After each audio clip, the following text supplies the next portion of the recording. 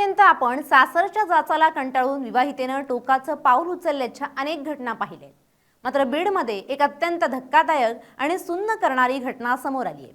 इथे पत्नी आणि सासरच्या मंडळींच्या त्रासाला कंटाळून एका तरुणानं आपली जीवनयात्रा संपवली आहे। हो, तुम्ही बरोबर ऐकताय। ज्याप्रमाणे महिलांवर अत्याचार होतात तसाच काहीसा प्रकार इथे आता या तरुणासोबत घडलाय। सततचा मानसिक छळ आणि सासरच्यांकडून मिळणारी वागणूक यामुळे हा तरुण पूर्णपणे खचला होता। अखेर त्याने मृत्यूला जवळ करण्याचा निर्णय घेतला। विशेष म्हणजे हा तरुण आमचा पत्रकार सहकारी होता। त्याच्यासोबत आमच्यातल्या अनेकांनी जवळून काम केलं होतं।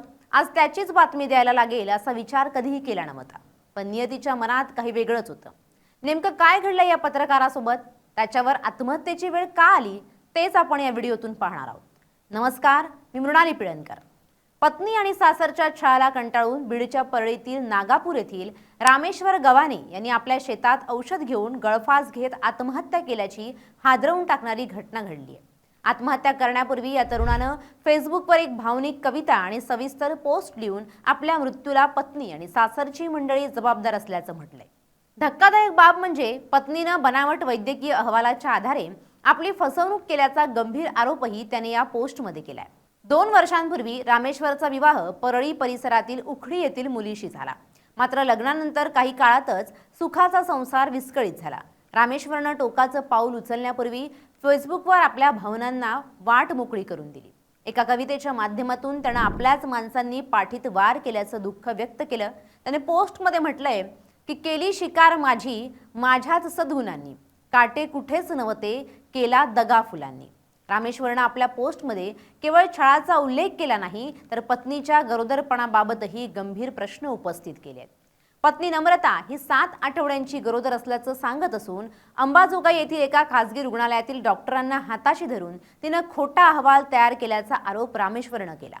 भविष्यात कोर्टात वंध्यत्वाचा प्रश्न उद्भवू नये म्हणून हा बनावट अहवाल तयार करण्यात आल्याचं त्यानं आपल्या पत्रात नमूद केलं। या पोस्टमध्ये त्यानं पत्नीला दिवस गेल्याचा उल्लेख करूनही काही डॉक्टरांची नावं त्यात घेऊन डॉक्टरांना मॅनेज करून माझी बायको फसवणूक करत आहे असं त्यानं म्हटलंय। माझ्या पत्नीची तातडीनं सोनोग्राफी करावी आणि खोटे रिपोर्ट देणाऱ्या डॉक्टरांची सखोल चौकशी व्हावी। वर्षा मराठे गव्हाणे यांनी तिला या कामात मदत केली। परळीच्या घुगे मॅडम यांचं आणि सुनीता तोंडगे आणि डॉक्टर गणेश तोंडगे यांच्याकडे सेटिंग लावून ती माझी फसवणूक करते। कारण उद्या जर मी कोर्टात धाव घेतली तर म्हणता येतं मुलं राहिली होती, नंतर गर्भपात झाला, म्हणजे वंध्यत्वाचा प्रश्न मार्गी लावण्यासाठी ती परत आली आहे। त्यामुळे आजच माझ्या बायकोची सोनोग्राफी करावी आणि आरोग्य विभागात सुरू असलेला गैरप्रकार थांबवावा ही नम्र विनंती।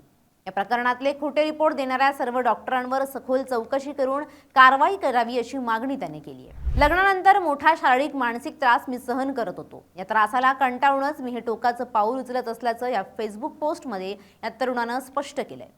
आई आणि सुरेखा मला माफ कर, गेल्या 2 वर्षांपासून मी जे सहन करतोय त्या वेदना आता असह्य झाल्यात, असंही फेसबुक पोस्टमध्ये रामेश्वर गव्हाणे यांनी आपलं म्हणणं मांडलंय।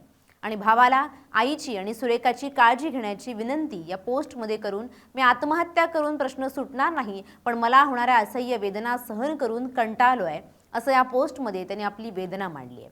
फेसबुक पोस्टनंतर त्याच्याशी अनेकांनी संपर्क करण्याचा प्रयत्न केला, मात्र संपर्क होऊ शकला नाही। काही वेळातच त्याच्या आत्महत्येचं वृत्त समोर आलं।